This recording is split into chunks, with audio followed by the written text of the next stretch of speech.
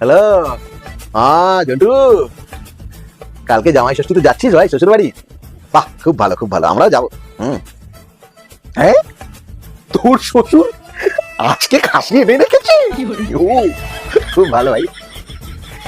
কি বলিস, আবার ইলিশ মাছ এই সময় কোথায় পেলো ভাই? তারপর দেখ এর মধ্যে পাবদা মাছ, গলদা মাছ এসব তো আছেই।